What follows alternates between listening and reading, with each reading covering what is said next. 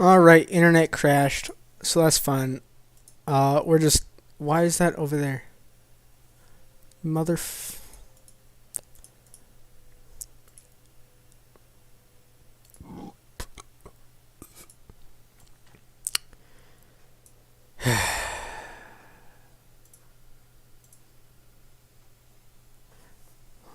Oh, and hold on.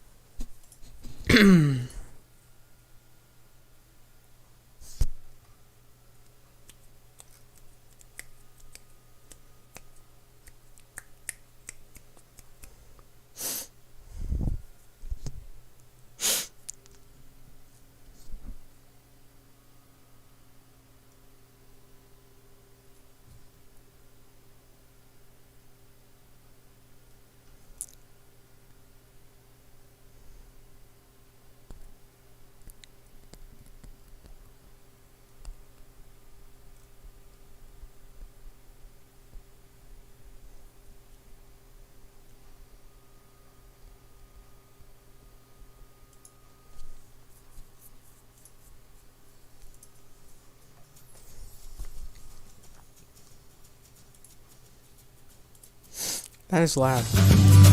This is one of the hardest videos I've ever made. Hey, I'm the Spiffing Brit, and I find exploits and glitches inside of video games, Steam, and sometimes YouTube itself. Most of the time, the exploits I find and cover are fun and don't have negative impacts, but today's exploit does, and it's so bad I decided the best way to fix it was just to explain it to YouTube and have them remove it entirely. And as YouTube is an open platform and I think you, the audience, will find it entertaining to listen in, I've decided to create this video today. So, let's sit back, relax, get comfortable as I'm about to explain how to kill someone's channel. Imagine how easy YouTube would be if you were the only channel getting recommended. Imagine if every time someone searched the word Skyrim on YouTube, the only videos that would appear would be my videos. Now, that would certainly be good for business, and put me on our Lord and Savior Todd Howard's radar. But it's not exactly a good idea for a fair and open platform like YouTube. So today I'm going to be explaining how we can create that and effectively delete someone else's video from existence. But of course, to discover this, we must go back into the archives and the Wild West of many years, okay, probably like 2 or 3 years ago, when something like this actually happened. For you see, there was a tiny little bug a few years back that allowed you to add infinite dislikes to videos. And of course, a lot of people use this for fun and added dislikes to their friends' channels, and you had crazy looking numbers like this. This allegedly, from some creators, resulted in videos getting buried in the algorithm, but in reality, it probably did nothing. I mean, dislikes are meaningless. We figured that out now. I mean, they were yeeted off the platform harder than poor Susan was, rest in peace. Now, what this mass disliking of other people's videos did cause, however, was the first documented effort of widespread intent from creators to bury their fellows in the algorithm, so that naturally their videos would rise to the top. I mean, the logic makes sense. If you have 2 relatively even videos and one audience member will only really want to watch one of them, if you had a way to suppress one of those videos, then, well, suddenly the audience member only has one video to choose from, and that means you get that view. Since then, we have seen a few handful of easily traceable attempts to sabotage channels with things like bogus copyright takedowns. As those leave you liable to legal action, they're rather rare. Today, however, I will teach you all and hopefully end the fastest, greatest, and untraceable way to tank someone's video. Stab wounds. Oh, that's a lot of stab wounds. Oh, and best of all, they can do absolutely nothing to stop you. So, how do we do it? How do we kill someone's video? Just promote it. Wait.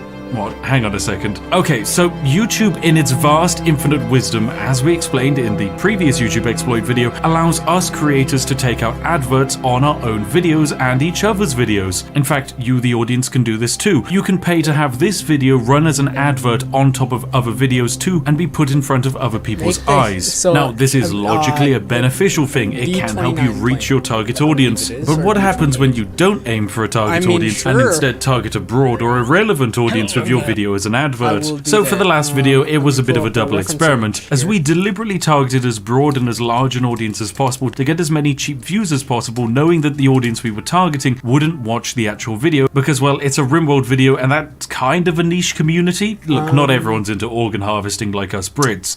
Except those pesky Belgians. The result was, as expected, a boost in views, but a collapse in watch time and engagement on the video. Now, the YouTube algorithm is kind of brilliant, and it's a bit too perfect. When a viewer quickly leaves a video after realizing it's not their cup of tea and that YouTube kind of recommended and pushed it to them wrongly, YouTube then slows down how much it's pushing the video. This is designed to stop things like clickbait. For the most part, it's brilliant at filtering you, the user, into watching something that's actually worth your time. Now, following our advert test on the RimWorld VOD, the video itself died in terms of impressions, watch time. The only thing it had going for it was views. But as soon as that ad campaign ended, oh, so did the views. Allow me to show you. Here is the glorious previous 90 days of analytics from this fantastic RimWorld VOD. See if you can find the window in which we paid for adverts. Oh my, yes, it's right here. Wabam, look at it. This is around the point where we started paying for adverts, where this dip begins. Now, the video had been averaging between 1,500 and 3,000-ish views for around about the last year. It's been incredibly consistent. But as soon as we took out adverts that weren't very well targeted, sure, we got a bunch of views very quickly, but they immediately died and dropped off. We went down to just getting a few hundred views per day. Right, so effectively, we were getting less than a tenth of what we were averaging every single day after paying for adverts, which is not very good at all. As you can imagine, this also massively killed the impressions for the video. You can see around about here is where we paid for the advertising campaign, and instead of getting between 10 and 25,000 impressions a day, we've been down to averaging only about 2,000 or 3,000 impressions a day, which is terrible.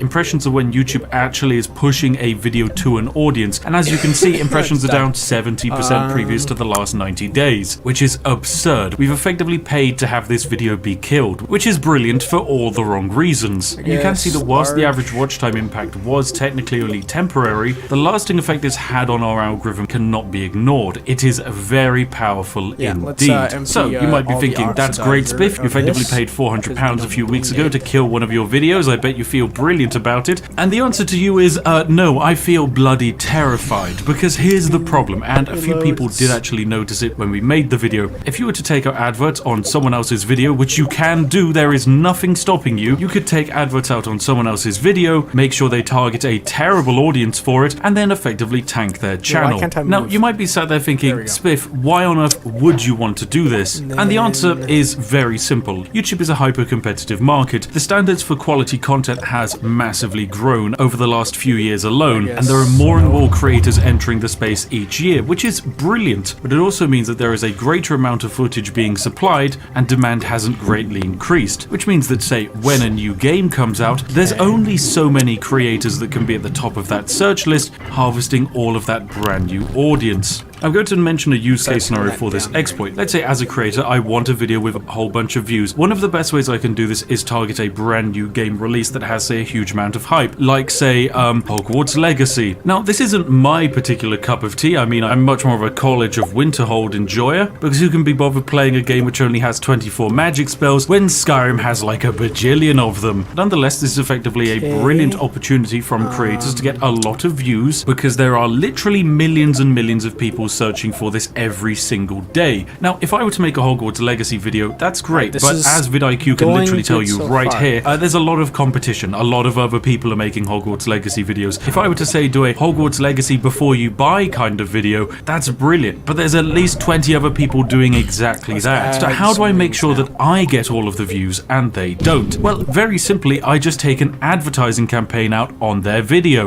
and I deliberately target a demographic that would in their right mind not ever want to see Hogwarts Legacy footage or want to know whether they should buy Hogwarts Legacy or not. Surprisingly, Google's ads backend makes it very easy to target anyone who wouldn't want to play this game. So what happens after we target those people? Well, this video stops getting 1,200 views an hour. It starts getting basically nothing. It will die in the algorithm, stop getting recommended to people, and after a few days, those people are still searching for Hogwarts Legacy, do I want to buy the game? And my video, which hasn't had adverts run on it, will start climbing the ranks ahead of theirs, and suddenly I am getting all of these views targeting Hogwarts Legacy footage. That is the true power. Let's say Elder Scrolls 6 comes around. Let's say you're one of 5 creators in a pre-release ready to show off the footage into the world. Well, what do? You find the other 4 creators, you find their footage, and you run ad campaigns on their footage for people who hate Skyrim. Watch as their videos collapse, and watch as the vast majority of the recommended views are instead directed to your video, because your video, according to the YouTube algorithm, is the best. It has the highest engagement engagement. It has the highest average view duration. So it is going to get the most impressions, unlike this video which has been killed. This is absolutely fantastic and absurd, and I love it, and it terrifies me. Now, of course, this does come at a cost. You do have to pay money to run an advertising campaign. However, you don't actually need that much money. Remember, we killed this video. This video on my channel was killed for just $400, and realistically,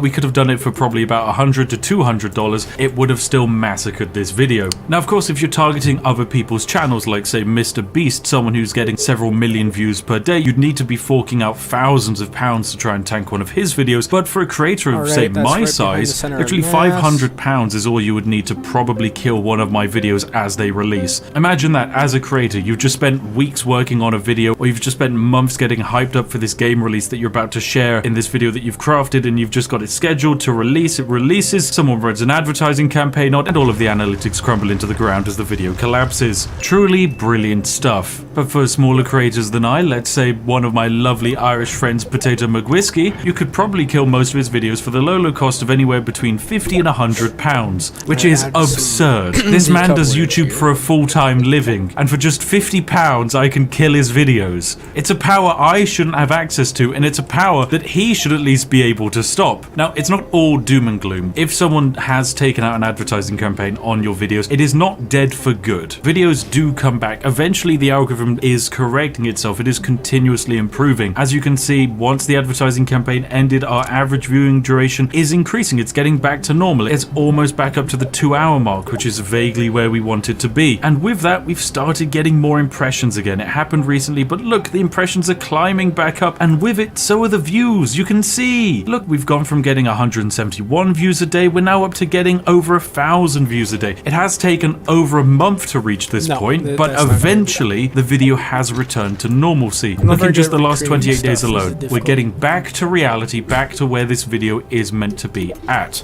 But we definitely can't overlook the fact that anyone would have been able to do this to a video, which is why, as a feature, it is horrifically broken. The fact that anyone with just a few £100 lying around could go and take out an advert, and I can't do anything to stop them, and just delete one of my videos algorithmically is wild. So that's why YouTube, hey, if you're watching, I would absolutely love it if you, my lovely friends, could just stop the ability of anyone running an advert for a video they don't own, or at least give creators the ability to opt in to not having anyone else run adverts of their content. Now, I know that's a feature that already exists, but not for the smaller creators, so it would be nice if you could roll it out across the board, you know? Because as fun as it is to be on a platform where any randomer watching is able to delete one of my videos, I'd personally prefer the balanced and secure mental health prospect of that not being the bloody case. But yes, thank you YouTube for this insightful new feature. Please get rid of it. Now, if you're sat there watching and you're a viewer or you're a creator and you want to see this thing gone because, dear God, it is a nightmare, then you can do your part and bring this to YouTube's attention. You can share the video via a community post. You could leave a comment. You can even at YouTube in the comment section, I think, or in a community post. It will eventually get to their attention, and hopefully within the next few days or weeks, we'll see them get rid of this whole advertising malarkey once and for all.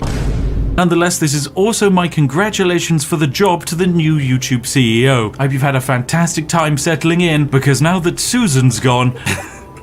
because I have so many exploits to show you over the coming year, my friend. So let's start this working relationship off on a good foot by having you fix this problem. Anyway, lots of love. Thanks for watching, YouTube. Right, now that they're gone, I hope you also enjoyed the video too. If you did, feel free to give it a like. It's very useful in spreading the love and joy. And hey, if you're watching this channel for the first time, I've got like a bajillion other exploits from the histories of YouTube, which are truly fantastic and mesmerizing. But best of all, there's more to come, because there always is. This is an algorithmically an AI-driven platform, and those things are highly exploitable. So if you want to see more videos like this in the future, then make sure to subscribe. Oh, and of course...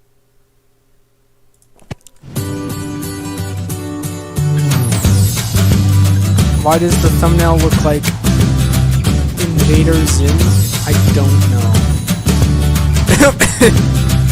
Today, I'm going to attempt the least asked for speedrun in the history of speedrunning. A Crusader Kings free 100 development speedrun. The goal is simple. Turn a pathetic, peasant-infested county into a wealthy metropolis of opulence and tea. The rules today are that any gameplay mechanics can be used and abused, but I must play in Iron Man mode, meaning no mods, cheats, and console commands. This is the developer-approved, perfectly balanced way of playing the game, but naturally, come on, I'm British and a video game exploiter, so you can be sure that I'll be unveiling all of the cheesiest ways to play the game, some of which have never been revealed until today. Hello ladies and gentlemen, welcome into the game. We are of course playing as the legendary Amir Elon Husk. He is a husk of a human being, and of course, according to the game's character creation system, a perfectly normal and acceptable being to exist in this period of history. We used 399 points in the character creator out of the maximum 400 in order to make this person while staying within the Iron Man thresholds. So he's actually an achievable human being. We all could be a mastermind philosopher who's intelligent and a lunatic. Now, we're also starting out in Spain, but as part of our speedrun, the city of Toledo is good, but this city down here is even better. We are going to be stealing it and turning it into a money-making wonderland. But first, we start on the 15th of September, 1066,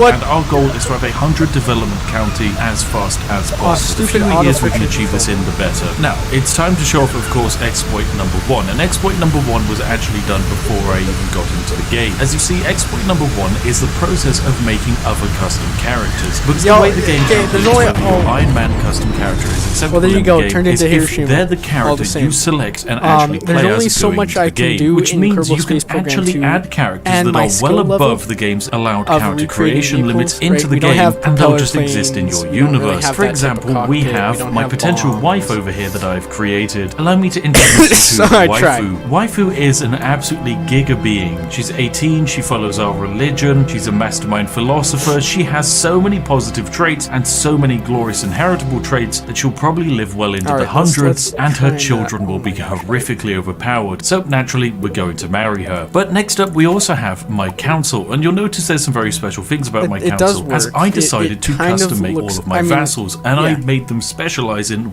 individual specific things. For example, I have a vassal over here who has 100 martial, and to make sure he doesn't rebel, I've made him trusting, content, and patient. But all of my vassals have these lovely abilities as well, meaning they are much less likely to actually rebel against their liege. So despite the fact that we're different cultures, they're more than happy to have me on the throne. And naturally, I've got some for every task we have. So we have a spy master, we have our steward, and we're also going to have ourselves a lovely theologian. Here they are, bam, they're fantastic. And with this, we have a council of entirely 100 statted individuals who hopefully are so content they are never going to rebel against us. Now, this already is very useful. For example, we get 50% tax from our lovely amazing steward here. Our theologian dude is going to give us 5 piety per month. Has the ability to convert counties at ridiculous speed.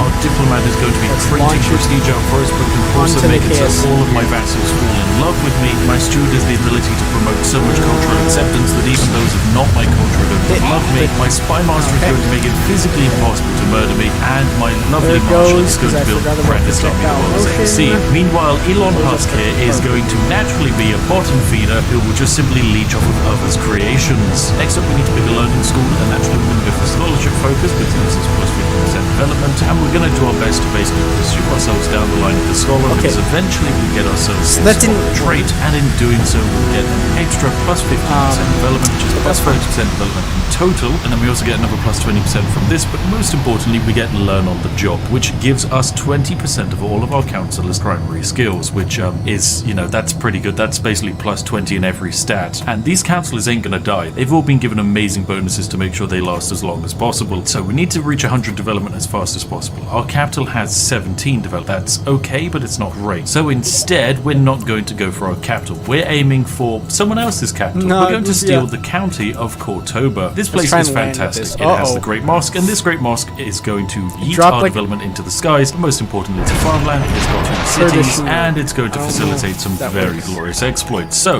I'm going to wait for my wedding to actually happen, and then we're going to march into Cordoba. But immediately our army is ready to fight thanks to our glorious glorious battle marshal. So we're going to declare war, aim for the county We're gonna of make this October, like a raise up all of our armies, and ballistic just literally missile. march How about straight we're on like in. But our actual general, who like is a leading our proper battles, missile he's an absolute instead, so machine. that The we can, dude like, is just kind of so fast. control So it. we're going to chase down the pathetic enemy army of just 2,000 men.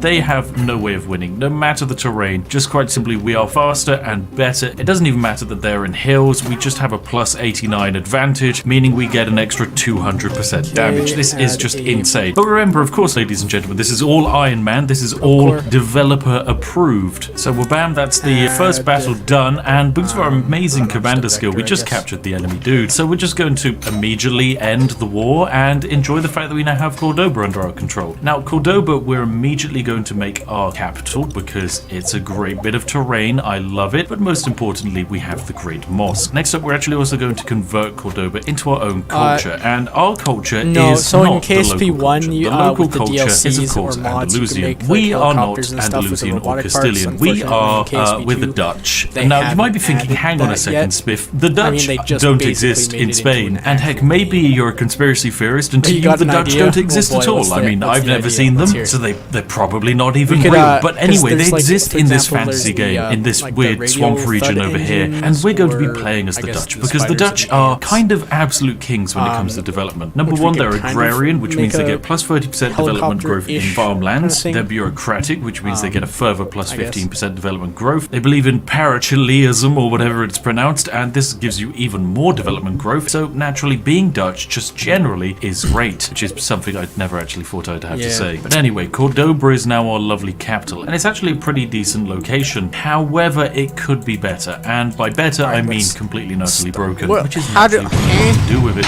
Meanwhile, my lovely wife, because she's actually on the council as the High Chiefess, we can have her give us some bonuses. For example, we can just have her turn us into a literal god in one stat. By having her focus on patronage, we suddenly get 75 like an learned, Airbus, which is that's pretty 130. good. If we want prestige, we can have her focus on court politics. This gives us a giant plus 54% prestige, and also just plus 54 general opinion. Everyone now loves us. But instead, we're going to set her to just assist ruler. It just gives us a flat plus 20 across the board and turns us from being an 18-year-old noodle into what is effectively an 18-year-old god, and we're looking great. Now, many of you might be thinking, what are you even doing in Spain? And the reason is because if you just start in Spain, you can actually pick up a legacy, and one of the legacies is in the metropolitan line, and it is influential cities. Each city grants plus 20% development to its county. Now, that means if you have a county with 2 cities, which guess what we do, it's our capital, that's an extra plus 40% development, which is just actually absurd. It is absolutely crazy. Right, I'm going to also usurp the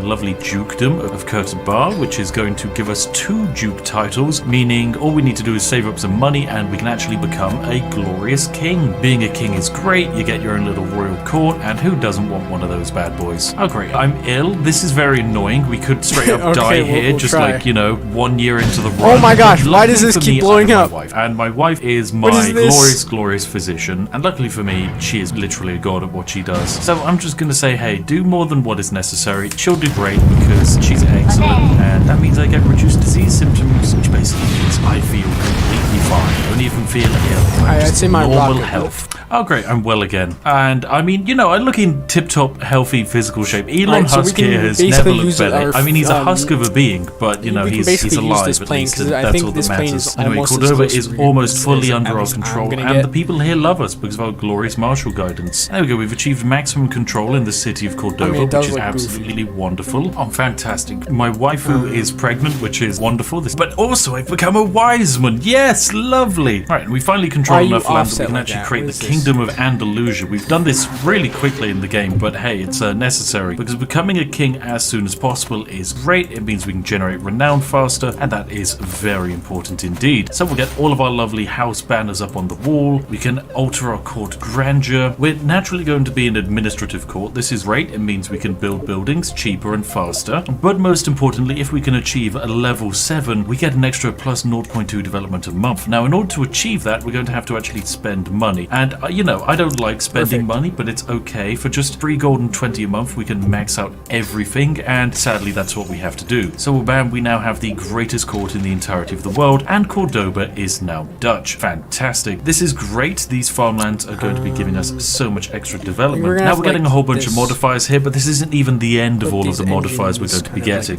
Now, with all of these modifiers in place, we're getting an extra 130% development, which is absolutely fantastic. However, we can improve this. Oh yes, we can improve this. So we're going to actually start increasing the development of this region. The more development we have, the better. The more money we're going to make. And oh look, my child is born. And my wife wants to name him Elon after me. You know what? He looks great. A lovely idea. Elon it is. Look, here's my boy. He's an absolute genius. He is everything I wish I could be but more. He's not a lunatic, sad, but you know, he'll do.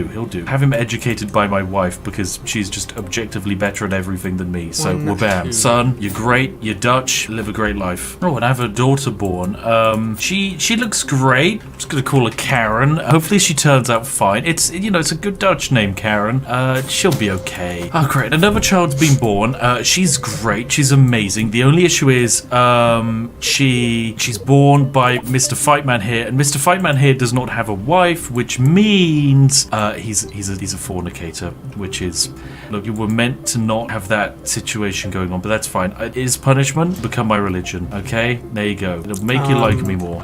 So my wife has made a concoction here. Apparently, it's just the strongest potion in existence. You know, there's like 90% chance I get a medium health boost for 5 years. So you know what? I'm gonna take it. There was a 0% chance I could die, but amazingly I didn't. It was great, and it did cause me to have a mental breakdown. But I do get to become athletic in the process, and that's extra health for the long run. And sorry, plus 20% development in farmlands. What? Well, why did they keep sorry, how does being athletic give me an extra 20% development? There we go.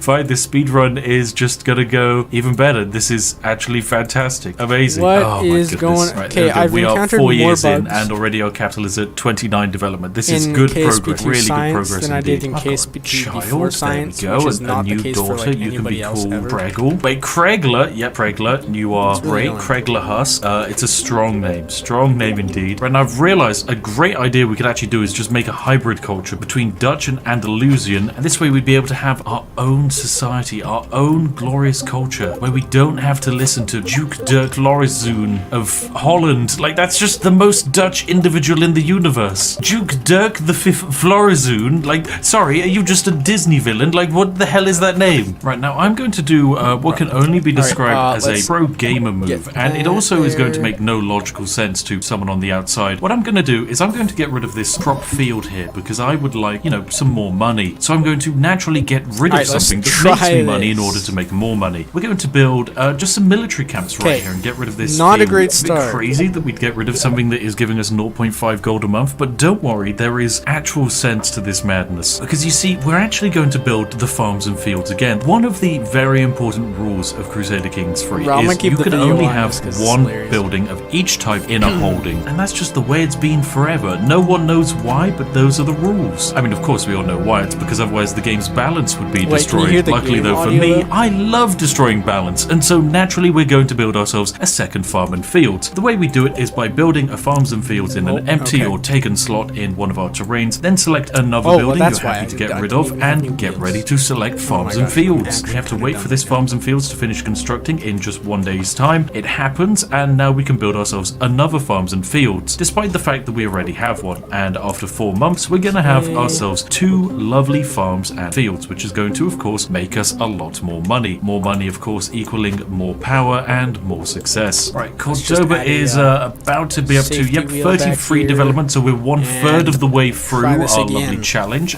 It has only been 7 years, so we're actually off to a cracking start. How can I ask my wife to stop having a lover? Like, can I just tell her to just chill for a bit? Just stop messing about with my smart man, please. I'm going to try and murder the Dutch man. Hopefully this will fragment his lands so that he owns less Dutch provinces than me. So, wabam, we're going to try and kill him. He lives across the world from us, but we are going to murder him. Most importantly, we get our first renown perk, and we're going to go for Metropolitan. Metropolitan is amazing. Plus 20% development in each county that has cities per each city that we have. Meaning now in Cordoba, we get an extra plus 20% from each of these cities. Look at this. Look at this. Each city gives plus 30% development. Let us just work out for the moment what that modifier is at, because this modifier, it's getting spicy. Okay, currently we are receiving plus 312% to our development growth per month, which that's pretty good. I will take that. That is really, really good actually. So yep, I will keep that bad boy. We are going to do very nicely with. Now actually, I'll try holding court because we might get a fun development event. I could accept him as a vassal, but I'm just going to say I think not. This gives me some court grandeur, which is great. Amazing. Okay, fantastic. We now get our next perk, which is learn on the job. This is plus 20% of our counselor's primary skills are added to our own, which takes us up into becoming a god. We are looking really, really good indeed.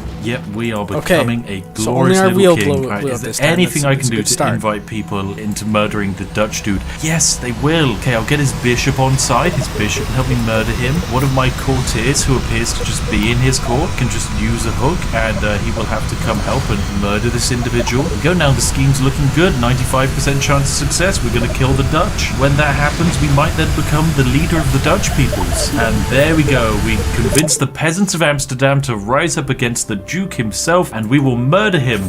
Yes, he died. And there we go. We murdered him with the power of mob rule. Okay, now one of his children is in charge of the Dutch lands. They themselves are Dutch. That's fine. She is still the leader of the Dutch peoples, but that's okay because we can just also have her murdered. So that's exactly what I'm gonna do. I'm also gonna stop questioning the fact that my daughter doesn't even look like me. I'll just leave it be. It's fine. Oh my goodness, I just got an event I do know how to play twice, chess. which has I'm given not me very 2 good at chess, free learning 'cause I don't perks. It play turns often, out there's but, just an event which evidently the developers accidentally left in, where if you go for a night at the theatre and you win, you just get to have even more free traits, which is lovely. I'm now going to effectively turn myself into a god by just becoming whole of body. But most importantly, we're now a scholar, and being a scholar means we get extra development growth, which is another plus 15% over here in Cordoba, meaning Cordoba, even by itself, without our lovely amazing steward over here, is actually gaining a decent amount of monthly development. Oh, and amazing, we get to actually murder the Duchess. There we go, we're gonna go and do it. 5% chance, and oh my goodness, we failed. A 5% chance. She is now on her guard, but it doesn't matter.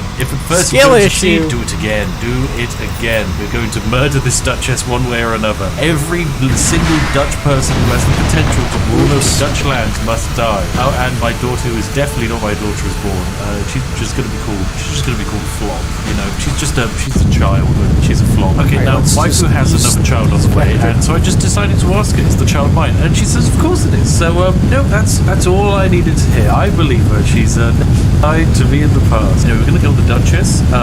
She is gonna get murdered in the woods. There we go. And whabam, she's dead. So whabam, we now have a new this is going leader of great. the Dutch. They are a child, but most importantly, they are Franconian, which means they're no longer the head of the actual Dutch world, because they are themselves Dutch. The new head of the Dutch world is this weird bishop dude. He controls 3 Dutch territories, so let's just have him murdered. Why not? He'll probably get replaced by some other dude. We're about to gain control of 3 Dutch territories. There we go. We now have 3 Dutch places. This is absolutely fantastic. But most importantly, soon we will become the head of the Dutch world as soon as we murder the current head of the Dutch world. Oh my goodness, we got a new daughter. What's the she's amazing, which means she can't be asked. I'm just going to call her Kromper. I'm full of like really great child names. Like we've got Elon, and then we've got Karen, and then we've got Kregler, Cecily, Gerulf, not my child, Yagana, Flop, Clementina, and then Kromper. I'm just the best dad the world could ever wish for. And I can turn my wife into my friend. Instead of having an interesting conversation with my wife, I can just friend zone her. Perfect. There we go. Hopefully that will stop her being so horrible to me. Please, waifu. Anyway, glorious feast was had by all. Oh, and I am the new cultural head of the Dutch. Yes. Oh, this is fantastic. I have 77 learning. I'm the head of the Dutch, and this means we can do some important improvements. Improvement number 1, manneralism. We need to get manneralism done as soon as possible. No, stop drifting. Why? Like, what is this? Economic buildings, which for us means we can build ourselves the royal reserves. Someone is tampering with my sculpture growth. Who's this? Someone is tampering with the sculpture that's dedicated to my wife, and it's my wife. God damn it.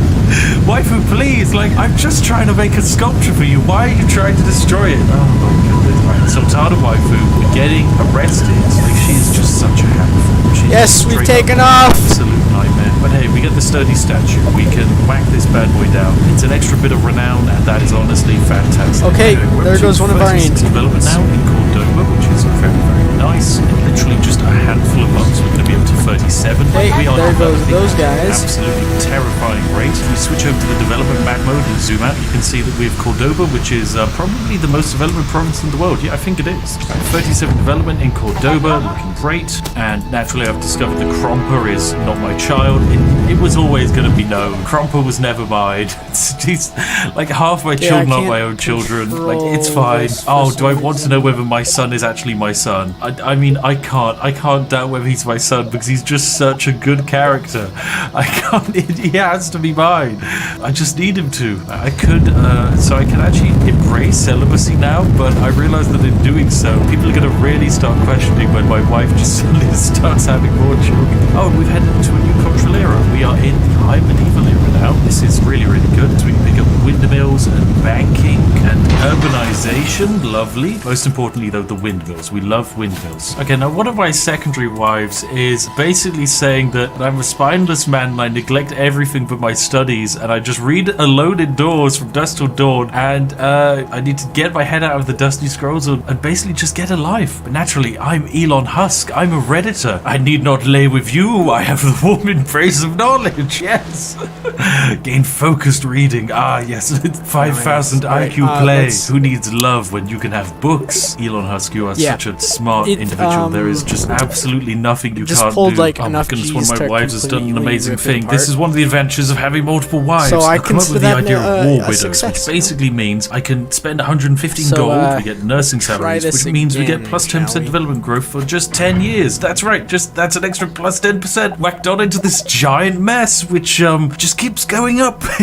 We're up to 42 development here. It is looking really, really good. We are making a very tasty amount of money from this region. And apparently I'm having a grand old feast with a friend, my wife, who is of course continuously betraying me, but it's okay. We have a reinvigorated friendship and it's apparently gonna be a giant health boost. Like, my health is insane. I just can't die. Right, we're up to 44 development in Cordoba, which is lovely. Most importantly, we are working on our way through the technological trees of being Dutch. That's right, we will soon have the ability to build windmills. This is of course every Dutch person's dream, to build a windmill. Right, and we're finally ready on the 4th of November 1087 to actually adopt collective lands. It's going to take 19 years to actually take effect, but eventually we're going to be able to have an extra plus 20% development in all Dutch provinces. So naturally we're going to start reforming it because let's it's just such a glorious cultural icon. Meanwhile, we've got a bit of regalia. This actually sucks. Fine, we have some new regalia. It makes our spouse like us a bit more, but let's be real. The problem with our spouse is not whether she likes us or not.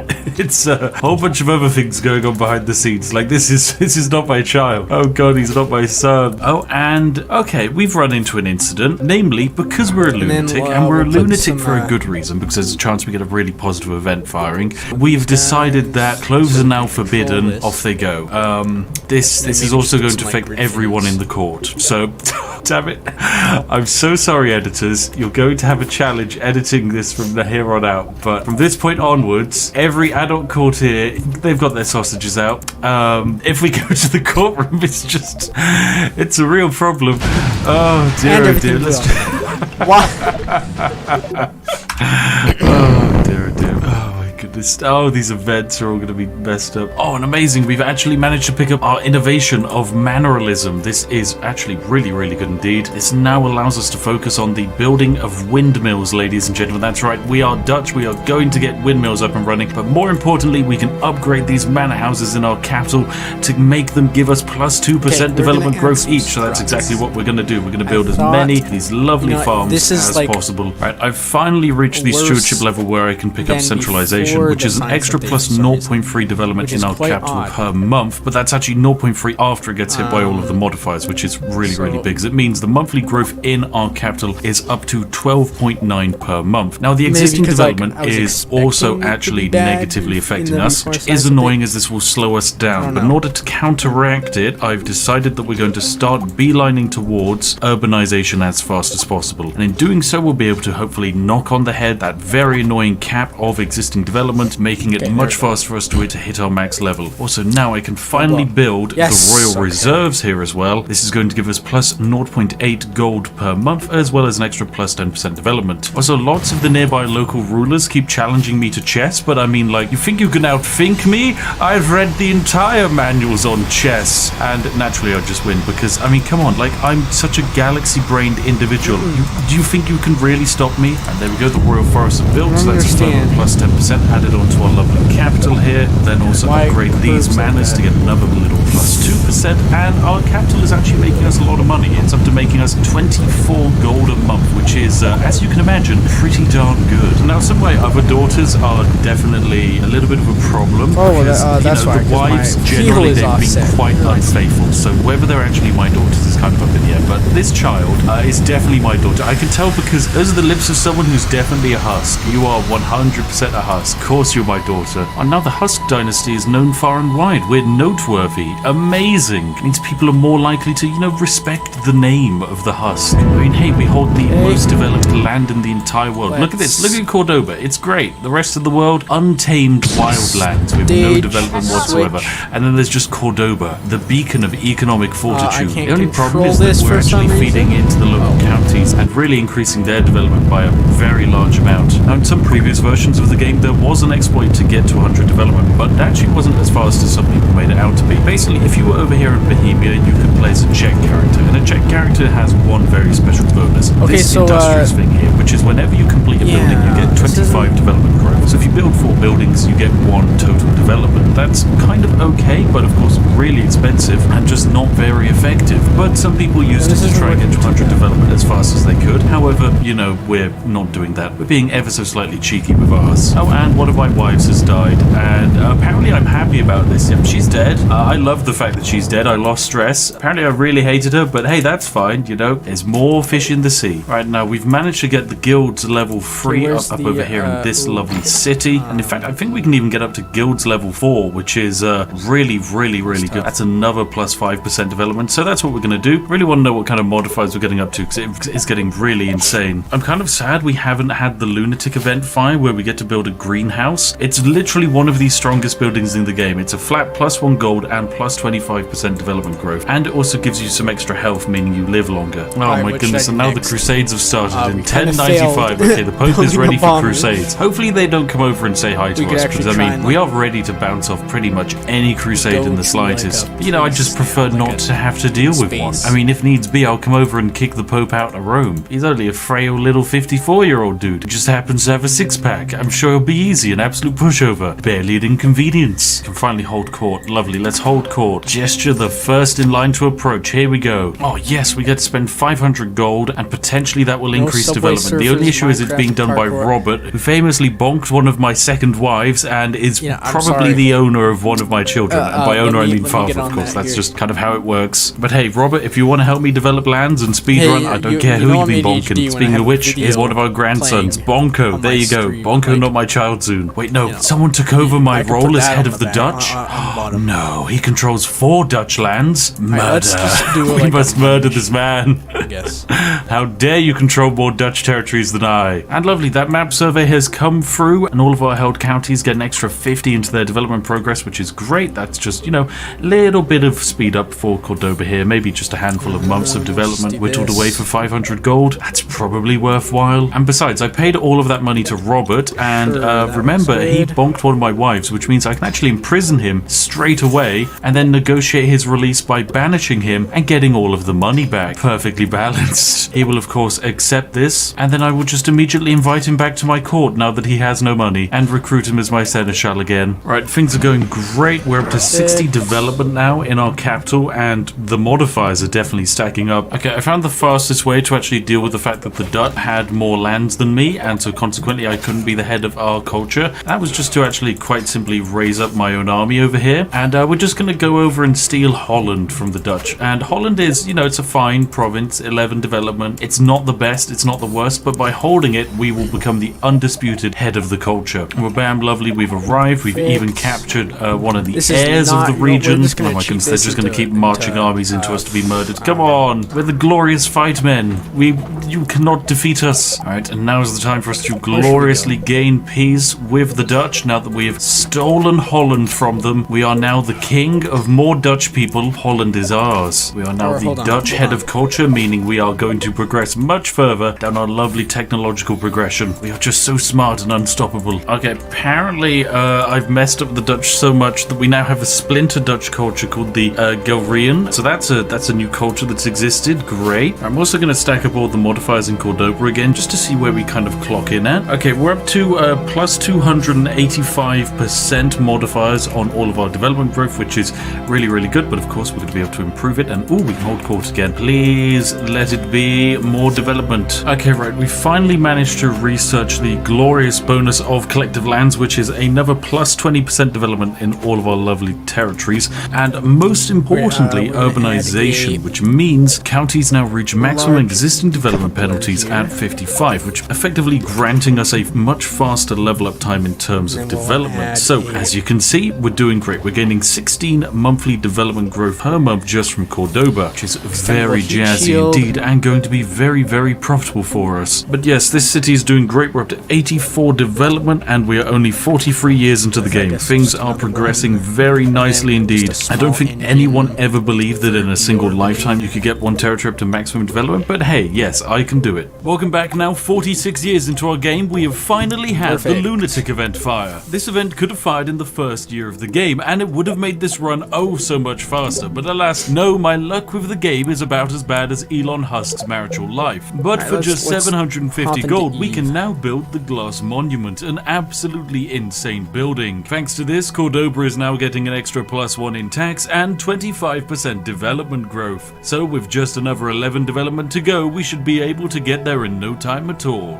And after this great news, we get some more. One of my cheating wives have died. Oh, glorious, glorious day. Whilst holding court, we also get another nice little boost. A little bit of extra development, no matter how small, it's always a great idea. Like compared to ksp2, really well now. We just have 5 development to go, and our capital is producing 33 gold per month in tax, which is absolutely insane. So I've been looking at our modifiers, and it is very much broken. With just 3 development to go, our development is getting boosted by 392%. That is just completely absurd. We've created an economical stack of insanity that is turning Cordoba into a utopia. And here we have it, finally 100 development in our capital. I would first, of course, like to thank my wife for supporting me and my wife's boyfriend for helping develop my capital. It has taken us just 51 years using entirely developer-approved features and glitches to create the most developed and richest province possible in the game. And if we were to take a look at the development map mode, we can see that the entire world is a backward shantytown in comparison to Elon Musk's glorious utopia. Our capital city alone is making 4 times the entire income that the French have. That is just how absurd this strategy is. We just need one single province, and with it, we could conquer the entire world. So what's next? I feel like I must do what all good Brits should do in order to have a lovely and completed life. We must invade the French!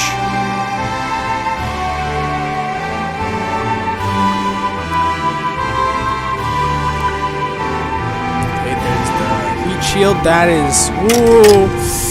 And there we have it, ladies and gentlemen. This has been the end of my glorious game of Crusader Kings 3. It's taken months to make an edit, so of course a massive thank you for leaving lovely and wonderful comments and also just liking the video. It generally does make this channel all the more stronger, so thank you very much. And of course a massive thank you to all of our amazing YouTube members and patrons for funding videos like this, so thank you very much, you majestic sausages. And hey, if you sat there wondering what just turn off look no further than this video on the screen now, and chosen by myself to be absolutely perfect for you. And we'll see you in the next one.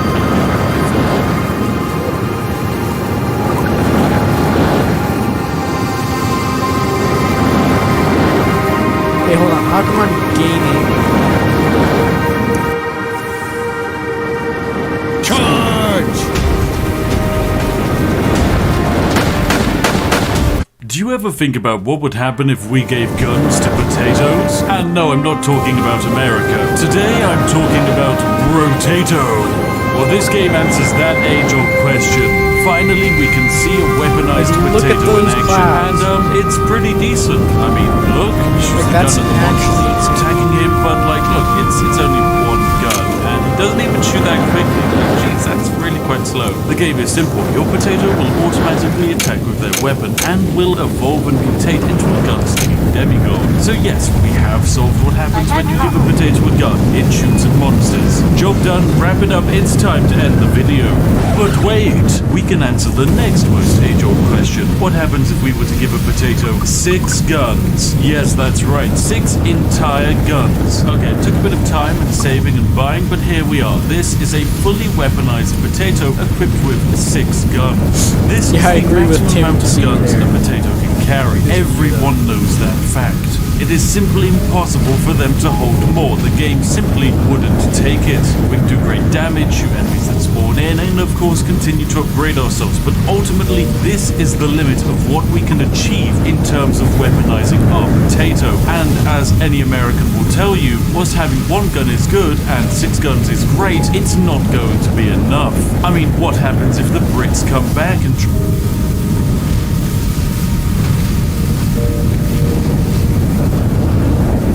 try to reinstate the immortal deity known as Queen Lizzie too? I mean, you need to have at least 10 guns to shoot down one of the giant mind-control T-blimps that we have, and if you don't do that, then we'll be able to use them to assert control and Britify those Yanks. So we need more guns, and that's where I step into the picture. Now, this game isn't released yet, which means that for a professional video game exploiter like me, this is a veritable treasure trove of potentially broken features. So yes, it's time for the Spiffing Brit to see if Brotato is a perfectly balanced game, or if perhaps printing infinite guns is a problem. So when I say we're going to be printing infinite guns, there are a few ways in which we can do this, and a few characters that we can do this with. For example, with your average potato, you simply select the character you want to play, select the weapon you want to use, and wabam, you're away with that one weapon. Look, we have a taser. It's not very good. We are going to die here really quite quickly. But we don't need to limit ourselves to one taser. No.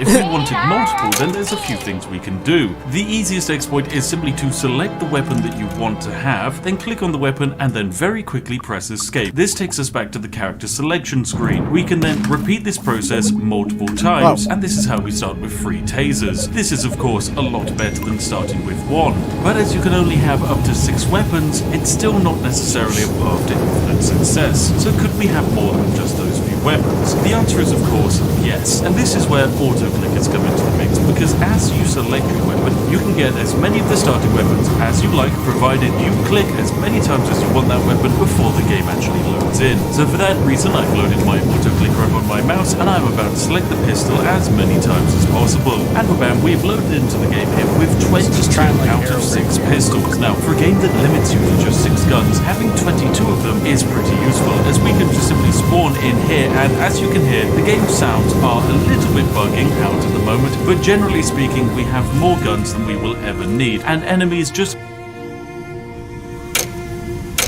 quite simply are not able to even get close to us. Now, this is good, but it's not perfect. 22 pistols is fine, but we have a few limitations. They're very slow-firing weapons. So what if we were to try something different?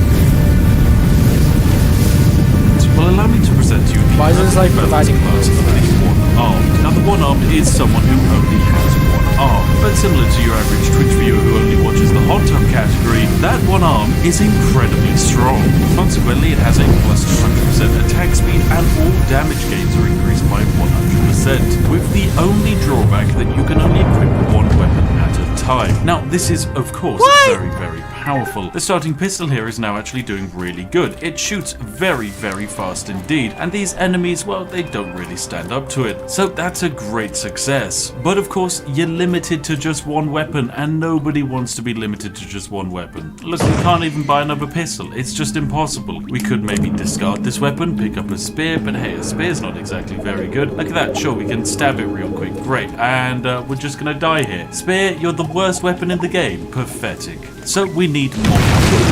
So for that reason, we're going to do something very majestic. We're going to select the one-armed here, and then we're going to get as many exploits as possible. We're going to use a mix of both exploits by using an auto-clicker as well as also just this escape function to see how many SMGs we can get. And as you can see, we've now spawned in with 33 SMGs. This is of course very good because as you can see, wave 1 is now a little bit easier than it used to be. Having that additional attack speed is very useful, and despite the fact that we're only doing 1 damage per shot, and that's kind of all the damage we need to do when we fire 1,000,000 bullets. So bam, wave 1 complete, fantastic. We can even increase our attack speed further with, say, this reflexes upgrade, and that's what I'm going to do. I'm going to stack as many attack speed modifiers as I possibly can, and we're going to see just how easily we can break this game. Now, every time we level up, we get to mutate ever so slightly, but also we can speed up the game a bit by killing people.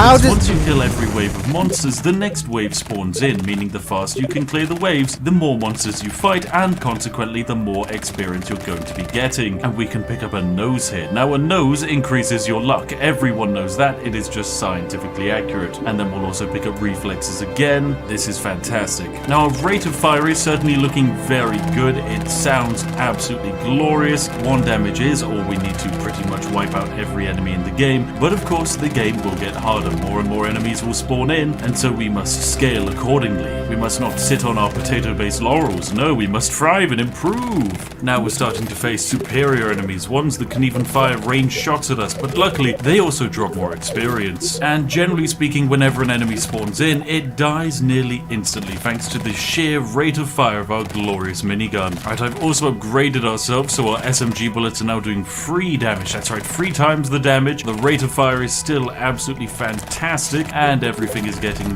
lovingly evaporated nice and easily. Now, of course, yes, this game wasn't really designed for the use of 33 SMGs firing at the same time, and also I don't really know how biologically anyone could hold 33 guns at the same time, let alone a being the size of a potato. However, I'm not here to question the game's logic, I'm simply here to just abuse it, and for that reason, I for one accept the fact that canonically, yes, a potato can carry this many guns. Now, the rate of fire is just absolutely glorious. We basically aimlessly fire in one general direction of our enemies, and everything on the map is instantaneously murdered. We are yet to take a single hit of damage for this entire run, which I imagine is not exactly how the developers intended. Also, because our luck stat is so high, we keep getting all of these amazing goodie boxes which are filled with wonderful potential upgrades. Oh yes, more armor for less speed, yes. Okay. Oh my goodness, we're gonna have really bad speed, but that's fine. We just need attack speed or a bigger nose. Right, now we're really facing the larger, chunkier enemies. These are actually meant to be difficult to murder. However, of course, they still die all the same because, well, this is a nightmare monster. Potato is just literally the most evil being this universe has ever seen canonically. And also, luckily, all of the enemies, thanks to my ridiculously high luck stat, are effectively pinatas made out of goodies that I desire and will steal from them. Tasty corpse monies. Because we are just clearing these waves so quickly. It is glorious. Unlimited raw potato power, the likes of which not even the Irish have ever seen. Right, we've increased our luck even further and our attack speed and our damage. We now, of course, do critical hits, which do up to 12 damage, and there's a small chance when we murder someone that a bullet will fly out of their corpse, and that bullet does 60 damage, which is, of course, absolutely fantastic, and it's part of the reason why enemies are just spontaneously combusting on the screen. We also now have a maximum health pool of 36, and we've effectively become a god. Our attack speed is now up to 265, which is absolutely fantastic, and will increase our damage to plus 80%. Alright, let's go. We are now probably a murder machine for the final wave of the game. Yep, each of our base shots are doing 6 damage, and this will only increase as time goes on. The potato of death has arrived. None of you enemies shall survive at all. The potato takes no survivors. Well, we haven't even taken a single hit, ladies and gentlemen, but this is it. The entire run has been won. We have created a god that just quite simply couldn't be stopped. However, we can do better, because as I say, we can effectively have infinite starting weapons, and that's great, but there's an important thing we can do with that. Say hello to the stick, ladies and gentlemen. The stick isn't very good. It has a base damage of 8, and it's a melee weapon, but the stick has an advantage. It deals 10 additional damage for every other stick you have, and whilst the game can technically only process 7 melee weapons attacking at any one time, Alright, I'm gonna shut it off.